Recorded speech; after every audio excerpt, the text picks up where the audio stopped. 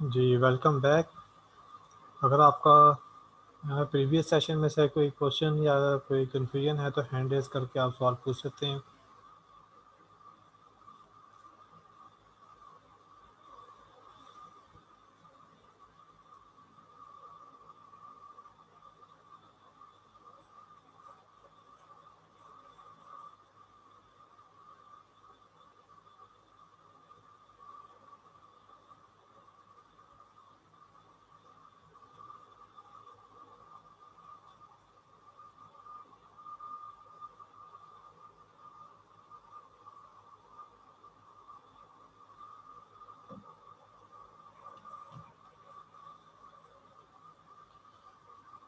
Okay, तो hand raise नहीं हुआ इसका मतलब है क्वेश्चन नहीं है। आपका बाय डिफ़ॉल्ट आप जो है ना अपना माइक अभी ओपन नहीं कर सकेंगे क्योंकि वो मैंने ब्लॉक किया हुआ है, ताकि हमारी जो रूटीन है उसको में डिस्टर्बेंस ना हो।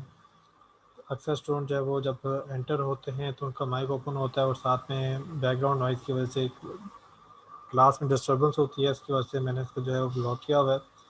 लेकिन इसका मतलब ये नहीं है कि आपको जो है वो क्लास में पार्टिसिपेट करने से रोका गया है, बिल्कुल नहीं। आप जो है वो क्लास में पार्टिसिपेट कर सकते हैं और उसका तरीका ये होगा कि आपने हैंड रेज़ करना है।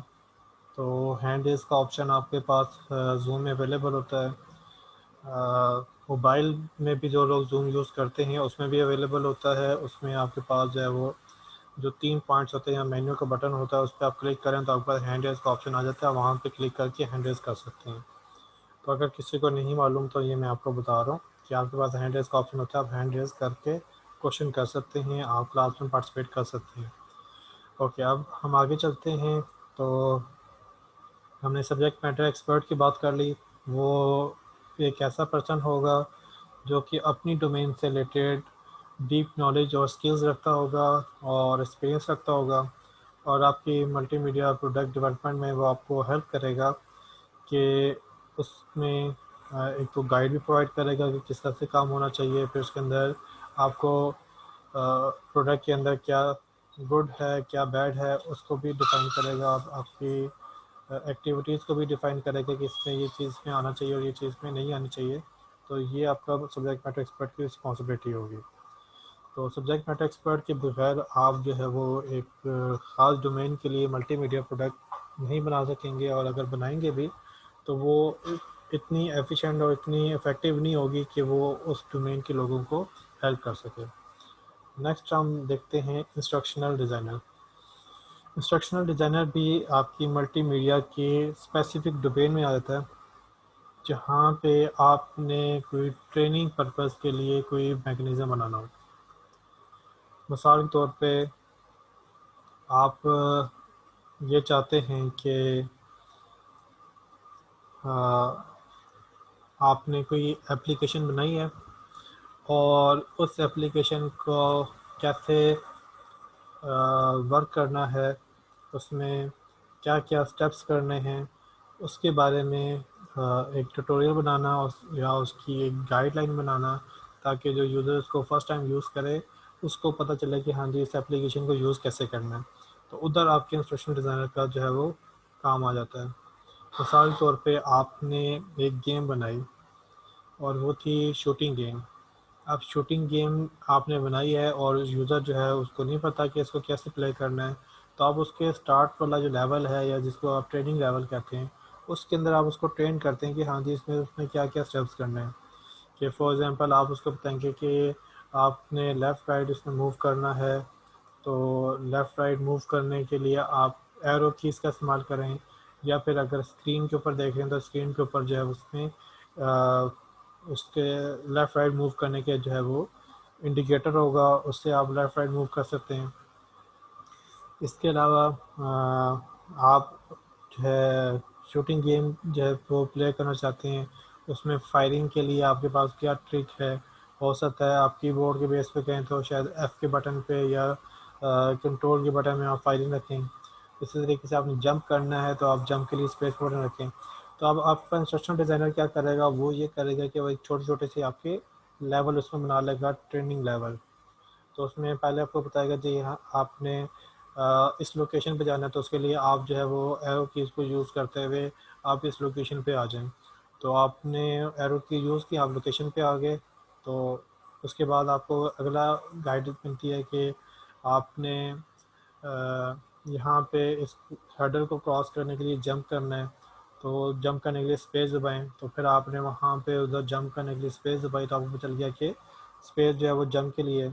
और इस तरीके से वो छोटे छोटे आपको जो है इंस्ट्रक्शन गाइड प्रोवाइड करता जाता है, और आपको आपकी एप्लीकेशन की जो है वो डिफरेंट जो मैकेनिज़्म है उसके बारे में अंदाज़ा हो जाता है। अब यहाँ पे मैंने एग्जांपल लिया गेम की। इसी तरीके से आप किसी और सॉफ्टवेयर की बात करें, लेट्स से आपने जो है LMS को फर्स्ट टाइम यूज़ करना है, तो आपको LMS यूज़ करना नहीं आता। अब आप उसके लिहाज से एक इंस्ट्रक्शनल गेम या एक इंस्ट्रक्शनल जो है वो उसकी ट्रेनिंग सेशन रख लें। उसमें आप बताएं कि हाँ जी, आपने इसमें साइन इन करने के लिए आप इस वाले बटन पे क्लिक करें, फिर वहाँ पे आप क्लिक करते हैं, फिर आप नेक्स्ट पे आ जाते हैं। आप उस पर आपके पास आता है कि जी आपने यहाँ पे अपना रजिस्ट्रेशन और आपने अपना पासवर्ड लिखना है, आप वहाँ पे एंटर करें। तो वो आप करने के बाद एंटर करते हैं, नेक्स्ट आप आ जाते हैं कि ये आपके पास जो है इंटरफेस है। इसके अंदर आपके पास ये कार्ड जो हैं वो आपके कोर्सेज़ को रिप्रेजेंट करने के लिए हैं। ये आपके पास जो है वो टाइम टेबल है, और इस तरीके से डिफरेंट आपकी इन्फॉर्मेशन आपको स्टेप बाय स्टेप जो है वहाँ बताता है। और वो कहता है कि आप एक नया इवेंट ऐड करने के लिए इस पर क्लिक करें, वहाँ पे आप जाके इवेंट ऐड करें। या फिर आपको कहता है कि अपने कोर्स के कंटेंट्स को देखने के लिए आप इस कार्ड को क्लिक करें। आप उस कार्ड को क्लिक करते हैं, आपके सामने कोर्सेज होती हैं, तो वहाँ पे आपको बताएगा कि ये आपके पास फर्स्ट वीक की इन्फॉर्मेशन है, और इसके अंदर आपको ये जो है एक लेसन प्लान है, ये वीडियोस हैं, ये आपके पास जूम सेशंस हैं, और इस तरह से आपको डिफरेंट जो है वो गाइडेंस उसमें मिल जाती है। तो अब ये जो सारी इन्फॉर्मेशन यहाँ पे step by step in the form of tutorial आपके साथ जो वो शेयर करेगा, या आपके सामने वो कंटेंट डेवलप करेगा। वो कंटेंट जो बनाएगा वो कौन बनाएगा? वो इंस्ट्रक्शनल डिज़ाइनर बनाएगा। इंस्ट्रक्शनल डिज़ाइनर कौन होता है? इंस्ट्रक्शनल डिज़ाइनर एक वो पर्सन है जो कि आपकी एप्लीकेशन के लिए या एप्लीकेशन के अंदर डिफरेंट इंस्ट्रक्शंस को जो है वो डिज़ाइन करता है in the form of some tutorial steps. इसका काम ना सिर्फ इतना होता है कि आपके एप्लीकेशन के इंस्ट्रक्शन के बारे में बताए, बल्कि आपके बहुत सारे मल्टीमीडिया के ऐसे प्रोडक्ट्स भी हैं जिसके अंदर इंस्ट्रक्शन डिज़ाइनर इट्सेल्फ जो है वो कंटेंट डेवलप करता है। मिसाल के तौर पे आप कोई ई लर्निंग बेस्ड जो है कोई साइट या कोई प्रोडक्ट यूज़ करते हैं, तो उसमें ई लर्निंग के जो आपके जितने रिसोर्सेज हैं, मिसाल के तौर पे आप ये कहते हैं कि जी आपको आपने आपकी जो टीम है उसको एक रिस्पॉन्सिबिलिटी मिली है कि आप लोगों ने ई लर्निंग बेस्ड एक टूल बनाना है। अब उस टूल को बनाने के लिए क्या क्या चीज़ें इसमें इन्वॉल्व होनी चाहिए, इसकी गाइडेंस और इसकी हेल्प आपको इंस्ट्रक्शन जो है डिज़ाइनर देगा। वो आपको बताएगा कि आप ऐसा करेंगे जी, हमारे पास जो स्क्रीन है, इस स्क्रीन को आप इतने पार्ट्स में डिवाइड करें कि एक तरफ जो है वो टीचर का फेस वगैरह जो है वो नज़र आ रहा हो, साथ में एक एरिया हो जिसके अंदर जो है वो टीचर जो भी चीज़ प्रेजेंट करना चाह रहा है वो आपको शो हो रहा हो, उसकी स्क्रीन जो है वो आपके साथ शेयर की जा सके। फिर इसमें एक एरिया होना चाहिए जिसमें अगर आप जो है वो कोई प्रोग्रामिंग वगैरह करना चाहते हैं, तो आप उसको जो टीचर ने सिखाया उसको उसी टाइम पे आप टेस्ट करें। इस तरीके के साथ में एक छोटा सा क्विज बॉक्स हो जिसमें आपके क्विज वगैरह जो है वो जैसे शो हो रहे हों, जो टीचर यहाँ पे बता रहा है आप उसके साथ साथ जो है उसको एंट्रीज वहाँ पे करते जा रहे हो, ताकि आपको पता चला कि हाँ जी ये चीज़ आपको समझ आ गई है। तो इस तरीके से वो इंस्ट्रक्शनल डिज़ाइनर जो है वो उस टूल को बनाने में भी इन्वॉल्व होगा। तो ये एक तरीका हो सकता है आपके मल्टीमीडिया प्रोडक्ट के अंदर इंस्ट्रक्शनल डिज़ाइनर का इन्वॉल्वमेंट का। इस तरीके से ये भी हो सकता है कि आपने ई लर्निंग का टूल तो नहीं बनाना, लेकिन आप कोई वेबसाइट बना रहे हैं, उसके अंदर आपने डिफरेंट ट्यूटोरियल बनाने हैं, और उन ट्यूटोरियल के लिए जो कंटेंट्स हैं वो आपको चाहिए। और वो कंटेंट्स कहाँ से आएंगे? वो आपको इंस्ट्रक्शनल डिज़ाइनर प्रोवाइड करेगा कि आपके कोर्स के ऑब्जेक्टिव्स क्या हैं, उसके लेसन्स क्या होंगे, और उनमें जो स्क्रिप्ट होगा जिसको जो टीचर है वो जो बोल रहा होगा, जो सिखा रहा होगा, वो क्या बोल रहा होगा, और इसके अलावा उसके साथ कुछ और रिसोर्सेज हैं, कोई एनिमेशन आप उसमें ऐड करना चाहते हैं तो वो क्या होंगी।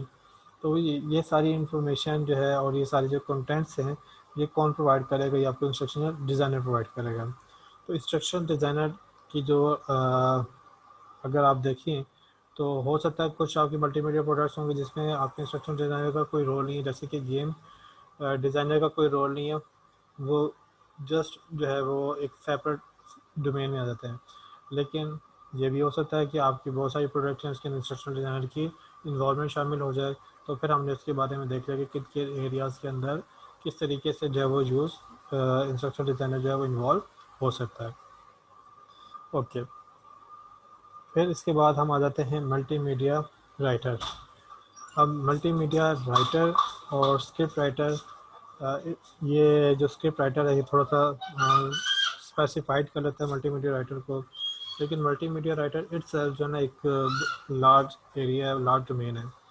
मल्टीमीडिया राइटर के अंदर आपकी जितनी भी मल्टीमीडिया या डिफरेंट मीडियम है उसके रिलेटेड जो राइटिंग है वो इन्वॉल्व हो जाती है। मिसाल के तौर पे आपको एक ऑडियो को कंटेंट चाहिए, अब वो जो ऑडियो कंटेंट है उसके अंदर आपको वॉइस ओवर चाहिए, और वॉइस ओवर के लिए आप क्या करते हैं, वॉइस ओवर का मतलब ये है कि एक पर्सन की आप वॉइस सुन रहे हैं और वो कोई बात आपको बता रहा है, ठीक है, तो आपको उस वॉइस ओवर चाहिए। अब वॉइस ओवर के लिए आप क्या कर सकेंगे कि जी इसने जो बात कहनी है वो क्या बात कहनी है, वो क्या बोलना है उसने, तो वो आपका जो मल्टीमीडिया राइटर है वो सारा स्क्रिप्ट या वो सारी की सारी नरेशन लिख देगा उसको, जिसको जो है देख के जो है आपका राइटर उसको जो वॉइस ओवर आर्टिस्ट है वो उसको रीड करेगा। अब इसमें जो है मल्टीमीडिया जो राइटर है उसकी वो उसमें ये भी ऐड कर सकता है कि आपके जो डिफरेंट वॉइसेस हैं उसमें क्या वॉइसेस होंगी, मतलब ये जो स्टेटमेंट बोलनी है ये ज़रा गुस्से की आवाज़ में बोलनी है, ये जो आपके पास स्टेटमेंट है इसको आपने किसी और एक्सप्रेशन से बोलना है, किसी जगह पे आपने रुक के बोलना है, किसी में आपने तेज़ी से बोलना है, या फिर आपने इसको जो है वो एक बच्चे की आवाज़ में बोलना है, इसको आपने एक बड़े की आवाज़ में बोलना है। तो इस तरीके के डिफरेंट जो एक्सप्रेशन होंगे वो भी आपको मल्टीमीडिया राइटर जो है वो ऑडियो के अंदर जो है बता रहा होगा। इसके अलावा ये भी इसमें होगा कि हाँ जी साथ में जो है बैकग्राउंड की वॉइस कैसे होगी कि इतना काम हुआ, इतनी बात जो है जब उसने की तो उसके बाद बैकग्राउंड में जो है वो एक ब्लास्ट की आवाज़ आई। अब जो ये जो है उसकी information in the form of story, तो वो जो स्टोरी आपकी किसी कंटेंट के मतलब लिखनी पड़ेगी वो भी कौन होगा, मल्टीमीडिया राइटर होगा। इसके अलावा अगर आप वीडियो पे आ जाएं तो वीडियो के रिलेटेड जो प्लानिंग के अंदर डिफरेंट जगह पे आपका मल्टीमीडिया राइटर इन्वॉल्व होगा, जैसे कि आपकी स्टोरी बोर्डिंग होती है जिसमें आप हर सीन के बारे में बताते हैं कि सीन के अंदर एंट्री कैसे होगी, एग्जिट कैसे होगा, इसके अंदर क्या फ्लो होगा, तो वो उसके आप सीन बनाते हैं एक पिक्टोरियल फॉर्म में, साथ में आप नीचे डिस्क्राइब करते हैं कि इस वाले सीन के अंदर क्या क्या चीज़ें जो है वो इन्वॉल्व होंगी, तो वो भी आपके पास जो है मल्टीमीडिया राइटर होगा। अब इसी तरीके से आप आ जाते हैं आपके जो कंटेंट्स हैं जो कि इन द फॉर्म ऑफ राइटिंग आपको स्क्रीन के ऊपर नज़र आते हैं। मिसाल के तौर पे आपकी जो इंस्ट्रक्शनल डिज़ाइनर की जो इंफॉर्मेशन थी कि आप जो है इस पर क्लिक करें, इस पर क्लिक करें, तो वो इन्फॉर्मेशन जो है वो भी आपके मल्टीमीडिया राइटर के पास होंगी या वो उसको डेवलप करेगा। इसके अलावा आप अक्सर जो है वो गेम्स में देखते हैं कि आप उसके अंदर एडवेंचर बेस्ड गेम खेल रहे हैं, तो एडवेंचर बेस्ड गेम के अंदर अक्सर ये होता है कि आप किसी करेक्टर से मिलते हैं, जो आपका करेक्टर है, आपका जो एवतार है, और किसी दूसरे करेक्टर से मिलता है तो उनके दरमियान में कोई स्पीच होती है या उनके दरमियान में कोई कम्युनिकेशन होती है। अब वो ऑडियो के फॉर्म में नहीं होती है, वो राइटिंग के फॉर्म में होती है, तो अब वो जो राइटिंग के फॉर्म में इंफॉर्मेशन आपके पास लिखी भी आएगी, वो कौन लिख रहा होगा, वो भी मल्टीमीडिया राइटर होगा। और इस तरीके से बहुत सारे आपकी जो है वो राइटिंग के जो हैं चीज़ें वो आपकी मल्टीमीडिया राइटर के पास आती हैं। स्क्रिप्ट राइटर की बहुत सारी एग्जांपल मैंने इसमें इन्वॉल्व कर दी हैं। तो स्क्रिप्ट राइटर क्या होगा, स्क्रिप्ट राइटर वो होगा जो कि आपकी किसी पर्टिकुलर एक्टिविटी का स्क्रिप्ट लिखेगा, ख़ास करके जैसे आपकी नरेशन होती हैं जिसमें कोई बंदा जो है वो देख के पढ़ रहा होता है और वो एक स्टोरी की फॉर्म में जो है वो पढ़ रहा होता है, तो वो आपको स्क्रिप्ट राइटर की रिस्पॉन्सिबिलिटी आती है।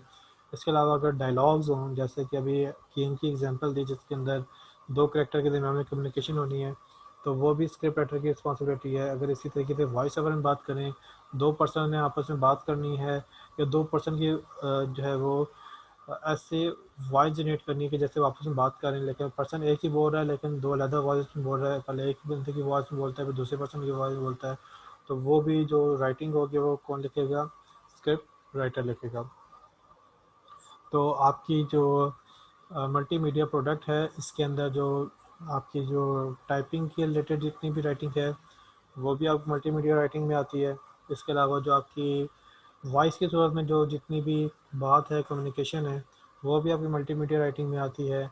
आपके जो विजुअल एक्सप्रेशन में या आपकी वीडियो वगैरह के अंदर जितनी भी डिस्क्रिप्शन है या आपकी जितनी भी एक्टिविटीज़ हैं वो भी आप मल्टीमीडिया राइटिंग में आती है।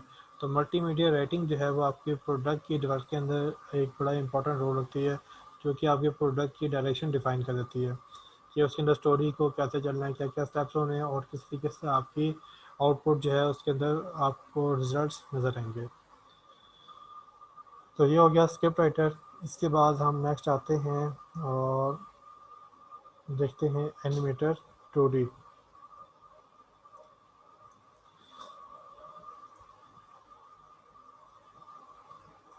जी, एनिमेटर 2D 3D। एनिमेटर का रोल भी आपकी मल्टीमीडिया में आता है जब आपको अपनी मल्टीमीडिया प्रोडक्ट के अंदर एक एनिमेशन की ज़रूरत पड़ती है।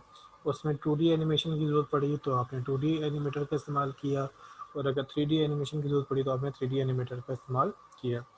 अब एनिमेटर का रोल क्या है? एनिमेटर का रोल ये है कि आपने जो भी एनिमेशन बनवानी है, आप उसके मुतालिक उसको एक्सप्लेन करते हैं, आप उसको डिस्क्राइब करते हैं, आप उसको एक उसकी स्टोरी डिफ़ाइन करते हैं। इसके अलावा उसको रिसोर्सेज प्रोवाइड करते हैं, जैसे कि अगर आपकी एनिमेशन के अंदर कोई बैकग्राउंड के लिए आपको कोई ख़ास किस्म की ग्राफिक्स चाहिए तो आप, तो ये भी हो सकता है कि वो एनिमेटर खुद डेवलप करता हो, या फिर ये है कि वो जो ग्राफिक आर्टिस्ट हैं उनकी हेल्प ले और वो फिर जो है उसको बैकग्राउंड वगैरह और इसके डिफरेंट फीचर वगैरह जो है इसमें बनाने के लिए रिसोर्सेज प्रोवाइड करें। और इसके अलावा ये भी हो सकता है कि आपको इसके अंदर ऑडियो की ज़रूरत पड़े कि डिफरेंट जो आपकी एनिमेशन की इवेंट्स हैं उनके अंदर मुख्तलिफ़ किस्म के ऑडियो ने प्रोड्यूस होना है। तो उसके लिए आप इसको रिसोर्स प्रोवाइड करेंगे साउंड प्रोड्यूसर की तरफ से। जो साउंड प्रोड्यूसर जो है वो जो साउंड वगैरह हैं उनको क्रिएट करे और क्रिएट करके जो एनिमेटर की रिक्वायर्ड है उसको प्रोवाइड करे, ताकि वो उस एनिमेशन के अंदर उसको एम्बेड कर सकें। तो इस तरीके से जो आपका एनिमेटर है वो डिफरेंट रिसोर्स खुद क्रिएट करेगा, और इसके अलावा बहुत सारे रिसोर्सेज है वो आपकी टीम की मेम्बरान से लेके वो इन्वॉल्व करके उनको इंटीग्रेट करके आपकी एक एनिमेशन बना के आपको देगा। नेक्स्ट हम आ जाते हैं साउंड प्रोड्यूसर पे। साउंड प्रोड्यूसर आपके पास एक ऐसा पर्सन है जो कि आपके डिफरेंट साउंड्स को उसके जो डिफरेंट जो स्टेजेस हैं उनमें से पास करके आपकी साउंड की जो प्रोडक्ट है in the form of raw sound आप प्रोवाइड कर देगा। अब साउंड प्रोड्यूसर की क्या इन्वॉल्वमेंट्स हो सकती हैं? तो साउंड जो प्रोड्यूसर है उस साउंड प्रोड्यूसर उसकी 3 स्टेजेस के अंदर वो नॉर्मली काम करता होता है। पहला उसका स्टेज होता है जिसे हम प्री प्रोडक्शन कहते हैं। प्री प्रोडक्शन को डिज़ाइन फेज़ भी कहते हैं। इसके अंदर जो आपका आर्ट डायरेक्टर है वो डिफ़ाइन करता है कि आपने किस किस्म के साउंड जो हैं वो चाहिए होंगे। आपका जो क्रिएटिव डायरेक्टर है वो बताता है कि जनरली कौन कौन साउंड होंगी। आर्ट डायरेक्टर उसको फर्दर एक्सप्लेन कर लेता है कि हमें इसके सिस्टम की साउंड जो है वो चाहिए होंगी, इसमें वॉइस ओवर चाहिए होगा, हमें इसमें बैकग्राउंड साउंड चाहिए होगा, इसमें हमें म्यूज़िक चाहिए होगा, इसके अंदर हमें जो है वो किसी डिफरेंट किस्म के इवेंट की वॉइस होंगी जिसमें कहीं ब्लास्ट होगा, कहीं आपको इलेक्ट्रिसिटी की वॉइस आनी चाहिए, कहीं पे आपको रेन की वॉइस आनी चाहिए। तो अब इस तरह की सारी साउंड की इंफॉर्मेशन जो है वो इसको मिलती हैं। तो इसके बेस पे ये प्लान करता है कि भाई ये जो साउंड हमें चाहिए, ये साउंड हमें कहाँ कहाँ से रिसीव हो सकती हैं। तो क्या हम हमारे पास कोई ऐसे सोर्सेज भी हैं जहाँ पे हम कम कॉस्ट के साथ है वो साउंड आउटसोर्स कर लें, कहीं से परचेज़ कर लें। तो अगर कहीं से परचेज़ किए जा सकते हैं तो साउंड प्रोड्यूसर जो है वो फर्दर अटेम्प्ट करेगा कि बजाय इसको कि हम री इन्वेंट करें, हम जो है वो बनी बनाई जो चीज़ है हम उसको परचेज़ कर लें। लेकिन अगर आपको लगता है कि ये जो वॉइसेस हैं वो इतनी अच्छी नहीं है कि वो हमारी प्रोडक्शन के अंदर इन्वॉल्व की जा सकें या यूज़ की जा सकें, तो उस सूरत में वो अपनी प्रोडक्शन के अंदर वो ये भी करेगा कि उन साउंड को प्रोड्यूस करने का मैकेनिज़्म भी बनाएगा। फिर मिसाल के तौर पे अगर उसको किसी की भागने की आवाज़ को रिकॉर्ड करना है और भागने की आवाज़ कुछ पर्टिकुलर किस्म की है कि जिसको आपने एनिमेशन के साथ जो है एम्बेड करना है। तो अब कोई कोई भी भागने की वाली वॉइस अगर आप उसमें एम्बेड करने की कोशिश करते हैं तो वो जिस पर्सन को आप दिखा रहे हैं उसके फुटस्टेप के साथ मैच नहीं करते। तो फिर उस सूरत में क्या करना पड़ेगा आपको जो है वो खुद से साउंड ऐसे प्रोड्यूस करनी पड़ेगी जो कि उस फुटस्टेप के साथ मैच करती हो। फिर इसी तरीके से वो ये भी करेगा कि डिफरेंट जो वॉइस ओवर आपको चाहिए, जो नरेशन चाहिए, तो उसके लिए स्टूडियो के अंदर जो है वो डिफरेंट जो वॉइस आर्टिस्ट होते हैं उनको बिठा के वो डिफरेंट जो है वो वॉइस को रिकॉर्ड करना। जब तो वो प्लानिंग के अंदर वो ये करेगा कि कौन कौन से आर्टिस्ट हमें चाहिए होंगे जो कि ये वॉइस जो है वो क्रिएट करने में पार्टिसिपेंट होंगे।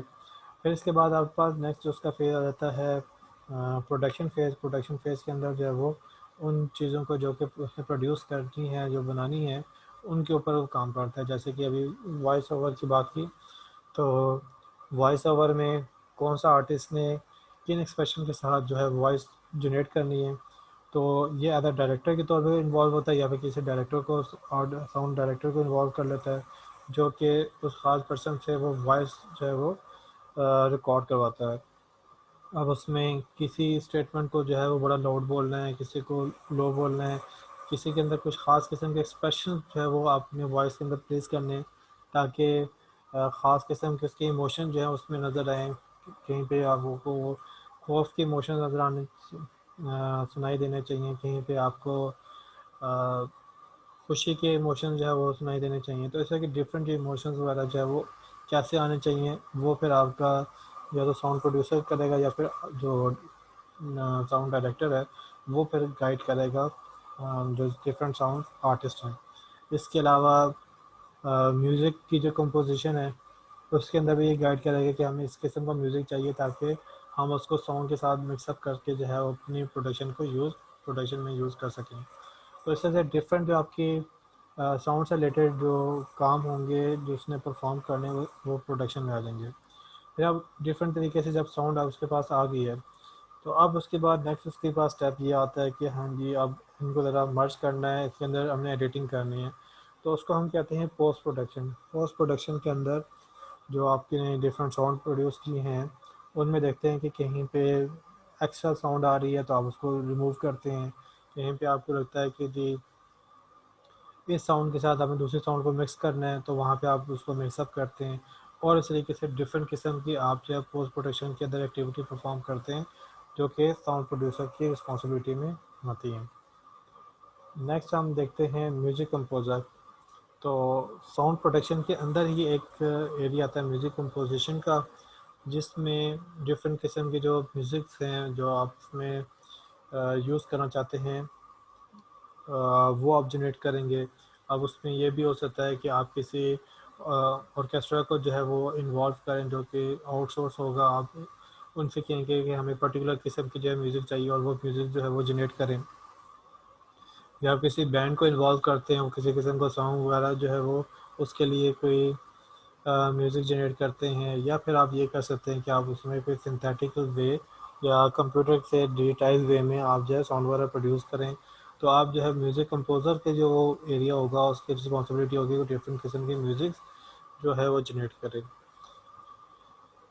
और ये साउंड प्रोडक्शन के इन साइड पे ही म्यूज़िक कंपोजिशन का काम हो रहा होता है। फिर है मल्टीमीडिया प्रोग्रामर। मल्टीमीडिया प्रोग्रामर आपके पास वो पर्सन है जिसने मल्टीमीडिया के प्रोडक्ट को इंटीग्रेट भी करना है और उसको इस तरीके से प्रोग्राम करना है ताकि उसके साथ यूज़र जो है वो इंटरेक्ट कर सके। तो जो आपने चीज़ देखी थी यूज़र इंटरफेस की, तो अक्सर प्रोग्रामर जो हैं वो आपके यूज़र फेस इंटरफेस डिज़ाइनर भी होते हैं। जब सिर्फ यूज़र इंटरफेस डिज़ाइनर की बात करें तो उनका काम सिर्फ इतना होता है कि उन्होंने जो है वो स्क्रीन्स बनानी होती हैं, बटन वगैरह बनाने होते हैं। उनकी जो बैक में जो इंटरेक्शन होती है उसको वो नहीं करते होते। वो नॉर्मली कौन करता होता है, वो मल्टीमीडिया प्रोग्रामर करता होता है। तो मल्टीमीडिया प्रोग्रामर आपके तमाम जो मल्टीमीडिया के कंटेंट्स हैं उनको कंबाइन करने का काम भी इन्वॉल्व करता होता है। अक्सर वो इंटीग्रेशन का काम यानी कि उसको कंबाइन करके कलेक्टिवली यूज़ करने के काम पे करता है। अक्सर जो है वो आपकी जो प्लेयर्स होते हैं वो बनाने का काम मल्टीमीडिया प्रोग्रामर का होता है। मिसाल के तौर पे आप जो है वो एक वीडियो को प्ले करवाना चाहते हैं तो प्ले कैसे होगा, पॉज कैसे होगा, उसकी प्रोग्रामिंग। इसके अलावा अगर कोई इमेज है, उस इमेज की इवेंट्स के बेस पे आपने कोई काम करना है तो उनकी प्रोग्रामिंग। इसके अलावा अगर कोई गेम बन रही है तो गेम के अंदर डिफरेंट इवेंट्स और डिफरेंट एक्टिविटीज़ होंगी, उनकी प्रोग्रामिंग। और इसके अलावा जनरली भी जो डिफरेंट किस्म के आपको प्रोग्रामिंग स्पेक चाहिए होंगे, आपको मल्टीमीडिया प्रोग्रामर जो है उसमें इन्वॉल्व होकर वो कर रहा होगा। तो उसमें आप डिफरेंट टेक्नोलॉजीज़ का इस्तेमाल करके आप जो है उसमें प्रोग्रामिंग करेंगे और आप उसे एक प्रोडक्ट को डेवलप करेंगे। ओके, अब इसके बाद हमारे पास जो एरिया आता है, ये प्रोडक्शन की बड़ी इम्पोर्टेंस रखता है कि आपकी जो प्रोडक्शन है वो इस तरीके से हो कि उसके अंदर आपको सोशली और लीगली, एथिकली किसी किस्म की डिफ़िकल्टी का सामना ना करना पड़े। तो उसके लिए आप लॉयर और मीडिया एक्विजिशन का इस्तेमाल करते हैं। लॉयर ही जो है वो मीडिया एक्विजिशन का जो है वो काम परफॉर्म करता है, लेकिन ये स्पेशलाइज किस्म के लॉयर होते हैं या इनकी ये अपनी एक्सपर्टीज़ जो है वो इसके अंदर रखते होते हैं। तो अब ये मीडिया एक्विजिशन क्या होती है? मीडिया एक्विजिशन ये है कि आप अपने प्रोडक्ट के अंदर ऐसे कंटेंट यूज़ कर रहे हैं जिसमें कोई लीगल इशू ना हो। लीगल इशू का मतलब ये है कि आपने कोई ऐसी प्रोडक्ट यूज़ की या आपने कोई ऐसे कंटेंट बनाया जिसमें जिसे गवर्नमेंट जो है वो अलाउ नहीं करती। आपने गवर्नमेंट के जो है किसी ऐसे पॉइंट को रेज़ किया जो कि गवर्नमेंट इस पर अपसेट हो जाएगी, तो वो लीगल इशू क्रिएट हो सकता है। इसके अलावा आपने कोई कंटेंट जो है वो यूज़ किया और उस पर कॉपीराइट के इश्यूज आ रहे हैं, तो वो भी लीगल इशू हो सकता है।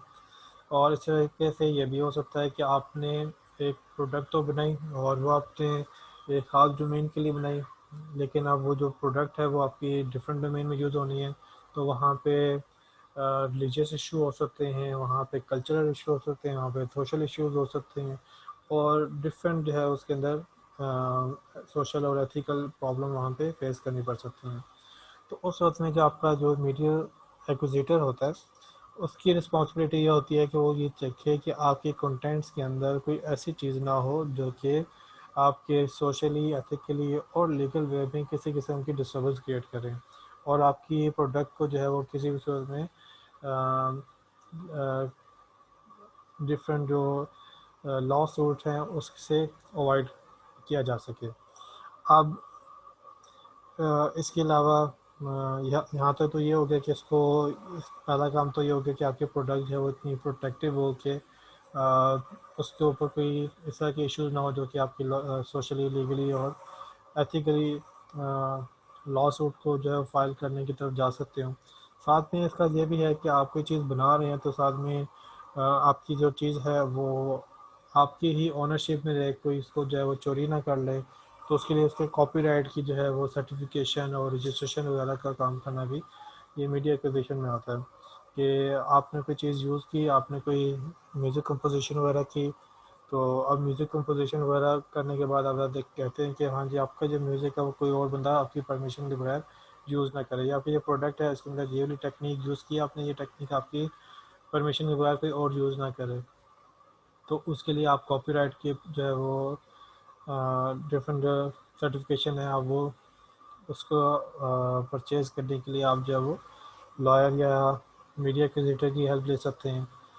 इसके अलावा ये भी है कि अगर आपने किसी दूसरी फर्म की जो है वो रिसोर्सेज को यूज़ करना है, तो उनके दरमियान में डीलिंग वगैरह करना और लीगल पार्टिसिपेशन करना उनके कॉन्ट्रैक्ट वगैरह में, उसमें भी आपका मीडिया एक्विजिशन जो है वो इन्वॉल्व हो जाएगी। तो ये भी आपकी टीम का एक पार्ट होता है जब आपने अपनी प्रोडक्ट को इंटरनेशनल लेवल पे जो है वो लेकर जाना हो, और साथ में आप ये भी चाहते हो कि उसके अंदर कोई लीगल इशू ना आए, आपकी प्रोडक्ट जो है वो सक्सेसफुल रहे।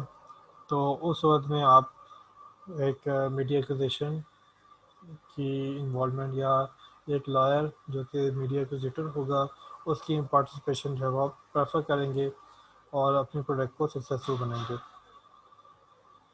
इसके बाद लास्ट में हम यहाँ पे देखने लगे हैं मार्केटिंग डायरेक्टर। मार्केटिंग डायरेक्टर ये भी आपकी प्रोडक्ट को सक्सेसफुल बनाने में बहुत इंपॉर्टेंट रोल रखता है। अभी जो हमने ये लास्ट दो रोल जो देख रहे हैं, एक आपका जो है लॉयर है और साथ में आपका जो मार्केटिंग डायरेक्टर है, ये दोनों रोल जो है वो आपके मैनेजर पार्ट में कह लें या आपके नॉन टेक्निकल पार्ट में कह लें, उसमें आपकी इनकी इन्वॉल्वमेंट होगी। मिसाल के तौर पे अगर आप एक प्रोडक्ट बना भी लेते हैं और उसके ऊपर कोई लीगल इश्यूज आ जाए तब भी आपकी प्रोडक्ट फेल हो सकती है। इसके अलावा अगर आप प्रोडक्ट बना भी लेते हैं और आपने इनको सेल करना और आप सेल नहीं कर पाते तो तब भी आपकी प्रोडक्शन जो है या आपकी प्रोडक्ट जो है फेल हो जाती है। तो फिर उसको सक्सेसफुल बनाने के लिए इनकी पार्टिसिपेशन आपकी टीम के अंदर बड़ी इंपॉर्टेंस रखती है। तो इस तरीके से मार्केटिंग डायरेक्टर जो है वो आपके प्लानिंग के अंदर भी पार्टिसिपेट कर रहा होता है, आपकी प्रोडक्शन के अंदर भी पार्टिसिपेट करता है और आपकी पोस्ट प्रोडक्शन या आपकी सेल के अंदर भी जो है ये पार्टिसिपेट कर रहा होता है। आपकी प्लानिंग के अंदर कैसे इन्वॉल्व होता है कि जब आप कोई प्रोडक्ट बनाने लगे हैं तो आप देखते हैं कि हाँ जी इसकी मार्केट के अंदर जो है इसकी क्या डिमांड है और लोगों का या बिज़नेस का क्या ट्रेंड चल रहा है, किस डायरेक्शन में जो है वो आपकी प्रोडक्ट होगी तो आपकी ज़्यादा सेल होगी। तो उसमें भी मार्केटिंग डायरेक्टर बताता है कि हाँ जी आप ये करें, इसके अंदर आपके पास ये फीचर होने चाहिए और इन फीचर को जो है वो इस तरीके से आप प्रोमिनेंट करेंगे तो यूज़र जो है उसकी ज़्यादा अट्रैक्ट होगा। तो ये उसमें भी आपकी गाइडेंस प्रोवाइड करेगा। इसके बाद अगर आप प्रोडक्शन वे में देखें तो प्रोडक्शन के अंदर आपने कोई चीज़ बना रहे हैं तो उसमें वो कहेगा कि आप जो है अपनी प्रोडक्शन जो है वो कंटिन्यू रखें, लेकिन आप जो है ना इसके लिहाज से कोई ऐसा एडवर्टीजमेंट वगैरह दें ताकि हम यूज़र को जो है अवेयरनेस प्रोवाइड करें, ताकि जब यूज़र तक ये चीज़ पहुंचे उससे पहले यूज़र को इतनी इन्फॉर्मेशन हो कि वो उसको यूज़ करते हुए परेशान ना हो, ताकि बाद में फ्रस्ट्रेट होते हुए आपकी एप्लीकेशन को इस्तेमाल करना ना छोड़ दे। तो उससे पहले जो है आप कुछ उसका अ, ये प्री प्रोडक्ट की फॉर्म आप जो है वो उसको जो है वो ज़रा कोई उसका मैकेनिज़्म बनाएं ताकि पब्लिक को जो है उसकी अवेयरनेस प्रोवाइड की जा सके। फिर इसके अलावा आपकी जो प्रोडक्ट बन जाती है तो उसके बाद जो है इसकी सेल पे अब बात होगी कि ये किस तरीके से इनकी एडवर्टीज़मेंट होगी, सोशल साइट्स का इस्तेमाल करना है या फिर आपने मुख्तलिफ फर्म्स को टारगेट करना है, या इसके अलावा आप कोई ऐसा और प्लान बनाते हैं कि आप लेट्स से आपकी जो प्रोडक्ट है वो बड़ी यूज़फुल प्रोडक्ट है लेकिन यूज़र को उसका यूज़ करना नहीं आता और यूज़र को उसके बारे में पता नहीं है, तो आप ज़रा उसकी ट्रायल वर्जन बना लेते हैं ताकि लोगों को जो उसको यूज़ करना चाहते हैं उसको यूज़ करें, उन्हें पता चले कि ये कितनी इंपॉर्टेंस रखती है और फिर आप अपने प्रोडक्ट को उनके साथ सेल कर सकें। तो मार्केटिंग डायरेक्टर की भी रिस्पॉन्सिबिलिटी आती है कि आपकी जो प्रोडक्ट है वो मार्केट के रिस्पेक्टिवली सक्सेसफुल हो जाए और उसके लिए वो तमाम स्टडीज़ को जो है वो बुरे कार लाएगा ताकि आपकी जो प्रोडक्ट है जिस पे आपने इतनी इन्वेस्टमेंट की है, इसके अंदर इतने रिसोर्स इन्वॉल्व किए हैं, इसमें इतने लोगों को इन्वॉल्व किया है और फिर आपने इतनी मेहनत से प्रोडक्ट बनाई है, तो अब ये प्रोडक्ट इतनी प्रॉफिटेबल हो ताकि तमाम रिसोर्स का जो इन्वेस्टर है उसको भी उसका शेयर मिले और जितने लोग इसमें इन्वॉल्व हुए हैं उनको भी उनका उनकी पे मिले। तो उस लिहाज से मार्केटिंग डायरेक्टर की बड़ी इंपॉर्टेंस आती है कि वो आपके प्रोडक्ट को और आपके जो स्टेक होल्डर्स हैं उनको सेटिस्फाई करें। तो ये हमारे पास जो है वो लास्ट टॉपिक था इस मल्टीमीडिया टीम में से। अब मैं आपके लिए यहाँ पे चैट इनेबल कर रहा हूँ, आप अपना रजिस्ट्रेशन नंबर लिख के जो है वो चैट में शेयर करेंगे। इसके अलावा अगर आपको कोई क्वेश्चन हो तो हैंड रेज करके क्वेश्चन पूछें। अच्छा, आपको जो क्विज़ होना है आज 4:30 बजे आपको क्विज़ जो है वो आपको शो हो जाएगा। तो जो आपको क्विज़ होना है वो आपके लेक्चर नंबर 3 और लेक्चर नंबर 4 दोनों में से है। तो लेक्चर नंबर 3 की जो है वो क्योंकि काफ़ी चीज़ें थी तो वो मैंने यहाँ पे आपके साथ शेयर कर दी। तो लेक्चर नंबर 4 की जो रिसोर्सेज हैं वो आपको वीडियो के फॉर्म में आपको एलएमएस पे अवेलेबल है, आप वहाँ से पहले उनको पहले स्टडी कर लें और फिर आप जो है वो क्विज़ देने के काबिल हो जाएंगे। जी, अब अगर आपको कोई क्वेश्चन है तो आप पूछ लें। कोई बंदा यहाँ पे हैंड रेज़ कर रहा था और फिर उसने हाथ डाउन कर दिया। जी, कोई क्वेश्चन है तो आप पूछ सकते हैं।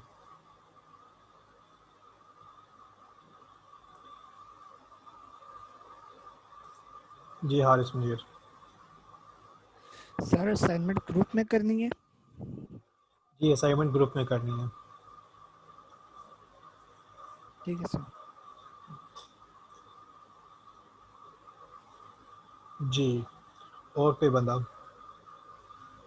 ठीक है हारिस, आप हैंड डाउन कर सकते हैं।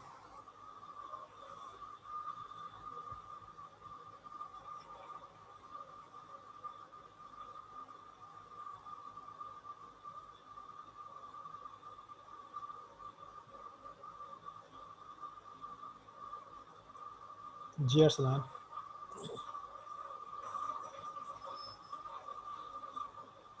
सर यो बंदा जो स्टूडेंट इस सेशन में जो नए हैं, मतलब इनको किसी स्टूडेंट को जानते ही नहीं है, वो क्या करें, किसके साथ ग्रुप बनाएं और कैसे बनाएं? तो आप जान लें, और जानने का तरीका ये है कि मैंने व्हाट्सएप का ग्रुप बनाया हुआ है, उसमें मैंने आपको ऐड किया हुआ है ना अरसलान? जी सर। हाँ जी। तो आप जो है वहाँ पे दराज उनसे डिस्कस करें, यार मुझे भी किसी ग्रुप में ऐड करें। कौन से ग्रुप मुझे ऐड करेंगे? उसी ग्रुप में सीआर भी मौजूद है। ज़रा आप उससे बात करेंगे कौन कौन से ग्रुप बन गए हैं, तो किसी ग्रुप में कोई बंदा ऐड होना चाहता है तो आप उसमें ऐड करें। ठीक है अरसलान? ठीक है। आप ग्रुप में डिस्कस करें, वहाँ पे कोई इशू वगैरह हुआ तो मैं वहीं पे फिर आपके साथ जो है वो डिस्कस वगैरह कर लूँगा। ठीक है? ठीक है सर, थैंक ठीक। ठीक है अरसलान, आप हैंड डाउन कर लें अपना। जी किन्जा बच्चे आप बताएं।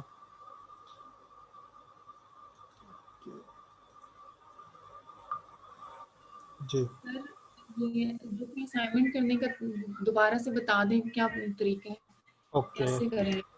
जी, ग्रुप में आपने जो असाइनमेंट बनानी है होगी उसका क्या तरीका है? अच्छा, पहला काम तो ये होगा कि आपने अपने रोल्स जो है ना वो खुद देखने कि आपने जितने रोल्स पढ़े हैं उनमें से आपके इन रोल में आते हैं। ठीक है? फिर आपने पहले उन रोल की थोड़ी सी हेडिंग बना लेनी कि जी फॉर एग्जाम्पल आप जो है वो आर्ट डायरेक्टर हैं। फिर आप आर्ट डायरेक्टर को थोड़ा एक्सप्लेन करेंगे कि मेरे अंदर आर्ट डायरेक्शन की क्या फ़ीचर्स हैं जो कि मैं पार्टिसिपेट करूँ किसी मल्टीमीडिया प्रोडक्ट के अंदर, तो मैं किस तरह से उसमें इन्वॉल्व हो सकती हूँ। तो इसमें ये लाजमी नहीं है कि आप में जो है वो तमाम डोमेन की ही इंफॉर्मेशन होनी चाहिए। किसी भी डोमेन में जो भी आपकी डोमेन है, उससे ये होगा कि जो चीज़ आपको पता है और आप उसको समझते हैं कि आप ये कर सकती हैं, उसमें जो कॉन्फिडेंस है आपका, उसके बारे में आपकी जो है ना वो स्टेटमेंट जो है ना वो बता देंगी। अब उसका फ़ायदा ये होगा कि मैं पढ़ूँगा तो मुझे पता चलेगा कि अगर मुझे आपको अपनी टीम में ऐड करना है तो आपसे मैं क्या-क्या रोल्स जो है परफ़ॉर्म करवा सकता हूँ। तो आपने जो है ना जो भी आपके रोल्स हैं, जो आपको समझ में आते हैं, आप वो उनके लिख देंगे। इसमें कोई वो रिस्ट्रिक्शन नहीं है कि आप उसमें से 10 के 10 सेलेक्ट करें, या ये कोई रिस्ट्रिक्शन नहीं है कि आप सिर्फ 2 सेलेक्ट करें। तो आपने ये देखना है कि आपके क्या रोल हैं, आप उसमें किन में कॉन्फिडेंट हैं, और वो रोल आपने डिफ़ाइन करने हैं। इसमें आपने ये नहीं दिखाना कि जी ये रोल जो है वो चलें छोड़ दें, ये वाला रोल छोड़ दें, चलें ये वाला मैं सेलेक्ट कर लेता हूँ, ऐसा नहीं करना। आप जब ये देखें कि ये वाला रोल आप परफॉर्म कर सकते हैं या नहीं कर सकते हैं। अगर परफॉर्म कर सकते हैं तो वाकई में कर सकते हैं, तो किस तरीके से करेंगे।